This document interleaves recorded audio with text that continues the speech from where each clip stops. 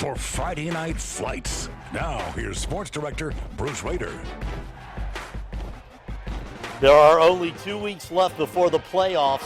Months of hard work starting back in the dog days of summer, counting down to this. Some teams have been unbeatable this year, but do they have what it takes to reach their ultimate goal, a Virginia State championship?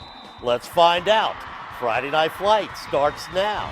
I'm Bruce Rader. Ocean Lakes, Oscar Smith, Salem, Heritage, Lafayette, and Bishop Sullivan all unbeaten as we move towards the playoffs. Let's start with the #1 ranked team in 6A, Ocean Lakes, on the road at Lansdowne. Everybody wants to see Ocean Lakes, and it is worth it, and here is why. Ocean Lakes in yellow, up 7-0. #1, Jason Lewis, one of my favorite players this year, takes it 50 yards for the score, and once again this week the route is on.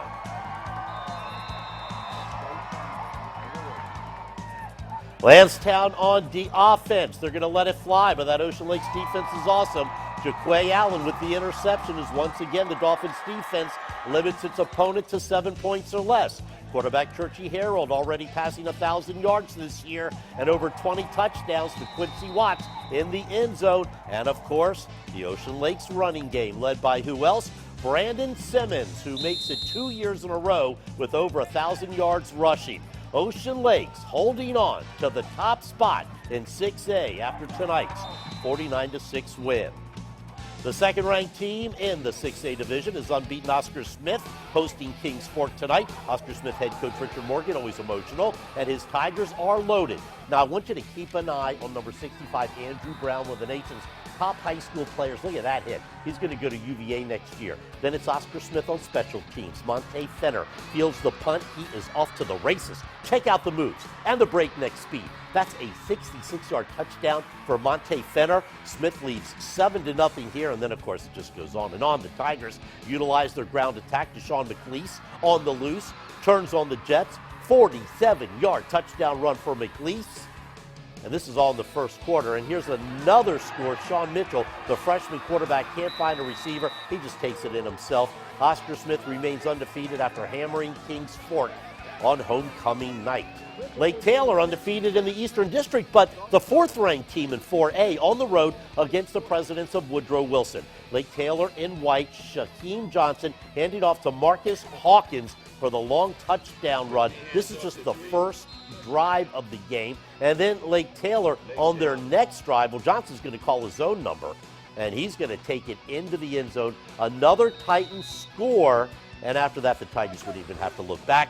Wilson with the ball. Here's that tough Lake Taylor defense. Jamonta Williams throws the interception to Wayne Davis. Another dominating performance by Lake Taylor as the Titans pitch the shutout over Wilson, 57-0. And hey, look who's here tonight. My old friend Don Slater. Hey, buddy, good to be with you. One of your stops tonight was at Grassfield High School in Chesapeake. And before we get to the highlights of the Grizzlies game against Great Bridge, it was a special night at Grassfield. Yeah, it really was. It was a very, very special night, Bruce. Great to be back on Friday Night Flights. Glad to have you. Those fans at Grassfield really love their football. It was senior night at Grassfield, and there's someone there who's not even a senior citizen yet, but who retired recently. You got a stadium named after you. How about Is that cool or what? How about that? I think I may be the only female to ever have a football stadium named after her. Yeah, unless there's somebody named Carolyn FedEx or something. Now, do you hear them yelling Mama Grizz? Mama Grits? Grizz! Grizz. Okay, Mama Grizz. They want to be on TV, I bet. Okay, well, we'll get them. Handoff to number 25, Isaiah Alford. And we got him on TV. I had to fight cheerleaders to get to throw even one ball. That's something we usually do every night, but not fight cheerleaders. Glad you didn't push her down. Yeah. Back to the game, Grassfield and Great Bridge. You know, Miss Bernard was also the principal at Great Bridge. I love her. Flipping the coin before the game. All the kids love her. Great Bridge in a good spot to make the 5A playoffs. Going in, looking to spoil the party. Quarterback Jason Wilson into wide open. Jaquan Tuffy for the touchdown. Grassfield, the fourth-ranked team in 6A with the long drive. Quarterback Brett Smith goes to the air. Grant Holloway has it in the end zone, and the game is tied. Now the Wildcats are going to test out their running game. Tyane Smith busts it up the middle. Great Bridge takes the lead, 14-7. Grassfield's defense, led by Old Dominion commit Isaiah Harper, he returns an interception all the way back for a touchdown. ODU fans are going to have to love that. Then his teammate, Vincent Lowe, who this week said he was going to play at Old Dominion 2, will scamper 60-plus yards for a touchdown. Coach Bobby Wilder has to love that. Grassfield took a 28-21 lead to the locker room. Then its defense does the rest, shutting out Great Bridge in the second half to win by 14. Southeastern District scoreboard, Deep Creek wins its first game of the season by beating Indian River. Nansman River over Hickory 25-14. While Western Branch topped Lakeland 52-14.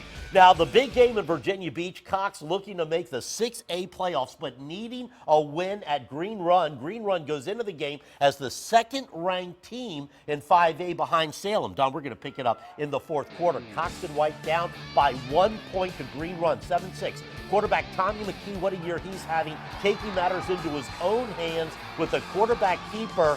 He's going to muscle his way through for the final 5 yards and into the end zone.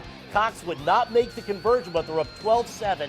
McKee now hits Brian Campbell with a 20-yard pass. He's taken down, but it would set this up. Mike DeMasi taking it up the gut, and now his turn to muscle through 20 yards for the score. Cox with the big win they needed to keep their playoff hopes alive with a 19-7 win over Green Run. Bayside 28-6 over Kempsville. Hey, Kellum, Brian Parsons' alma mater. How about those Knights? Back-to-back wins after beating First Colonial. One more score from the beach, Tallwood 40-6 over Princess Anne. Hey, it was senior night at Hampton Roads Academy as they faced Bishop Sullivan Catholic High School, and all eyes were on the top passer in Hampton Roads, Sullivan's Blake LaRussa. He goes to his wide receiver, all the colleges won, Jamal Camara, and the only place it ends up in the end zone. Next, LaRussa showing he can use his legs to get around some defenders. He does it again with the bullet right before the line of scrimmage to Kevin Rahm, who breaks a tackle and rumbles down the field for another Bishop Sullivan touchdown. The Crusaders with the ball again, and it's deja vu. Who's that, you say? Yep, it's number 8, Blake LaRussa, with another great pass, this time back to his main man, Jamil Camara. Hampton Roads Academy showed a little bit of life in the first half with the interception by their utility man, number 4, Quincy Mott. He had 102 yards and a touchdown return, but it just wasn't enough. His unbeaten Bishop Sullivan in complete control in the private school league, beating HRA 62-6. And still to come, it's the Peninsula District game of the night between perennial playoff powers Bethel and the resurgent Denby Patriots. And Chopper 10 and me make a pit stop in Portsmouth, where it was homecoming for the Churchland Truckers. We're the War Hill Cheerleaders. Don't go away. Bruce and Don will be right back with more Friday Night Flights.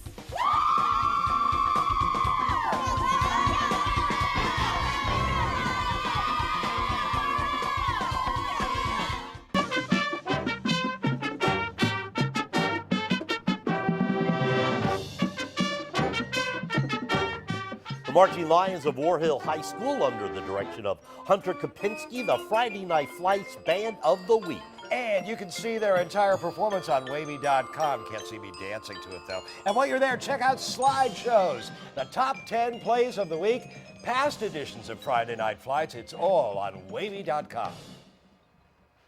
All right, Don, now for the Peninsula District. Now for the Peninsula District. Game of the night, the Bethel Bruins against the Denby Patriots. Did you know that last year Denby was 0-10? No, I didn't. I know you didn't. But tonight, going for its 7th win this season and very much alive in the 4A playoff hunt. Right. A chilly night at Todd Stadium, thanks to Don, but there was some hot action on the field. Bethel's number 2, Karan Jones with the handoff and the run up the middle for 6 points. Bethel with an onside kick return, moving the ball again. But wait! Anthony Slade is picked off by Denby's Jaquan Jenkins, who has a pretty good return. Look at number 6, the Bethel cheerleaders trying to get their defense going. Next up, Denby driving, a heck of a pass with a heck of a tiptoe catch by number 6 again, Jaquan Jenkins for a Denby score. That game went back and forth for a while with Bethel's Deontay Franklin showing everybody how it's done, leaving the defense in his wake right into your living room for a Bethel touchdown. Denby in the driver's seat of that tough 4A playoff race. What a comeback year for them as they beat Bethel 43-25. We're going to go back to Norfolk. Booker T. Washington taking on Norcom, the Greyhounds in white, only leading 12-7 after halftime. Norfolk quarterback Darren Downing keeps it himself. He doesn't stop until he got 6 points. Norcom would take an 11-point lead. Booker T just couldn't get their offense going tonight.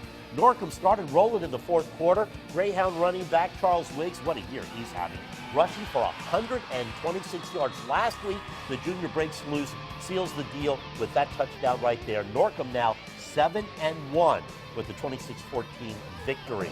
Homecoming for Churchland is the Truckers playing host to the Maury Commodores. Second half, Truckers quarterback Malik Sexton is going to hit Malik Brown with the screen pass. Look at that game. Good passing there.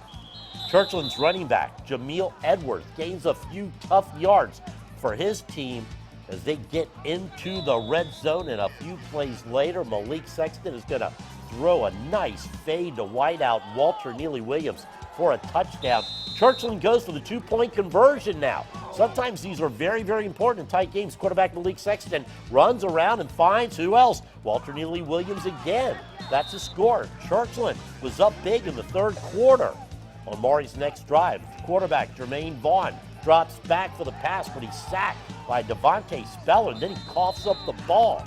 But the Truckers recover, and Churchland walks away with an 8-point win. All right, Don, where are you going to take us next? Well, our next stop is courtesy of Chopper 10, and it was in Portsmouth for Churchland's win over Maury. We landed at Churchland at halftime and welcomed the newly crowned king and queen, ta-da, of homecoming. Now, I know I'm the weatherman, and I know this stuff. It was cold out there. It's a good thing that I didn't wear a spaghetti strap down tonight, right? Yeah. It's awfully cold. So should we let you go? Sure, I guess. Okay, go get a jacket on. Have fun. Okay. Bye-bye. The usual craziness throwing footballs.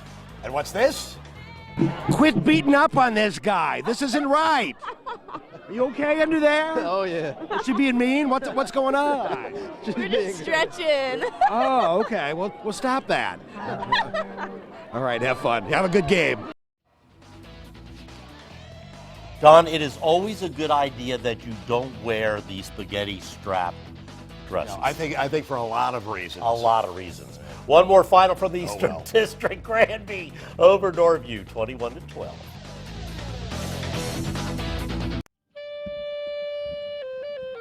Kickintan gets past Gloucester 36-14. Tab and York playing for the 40th time.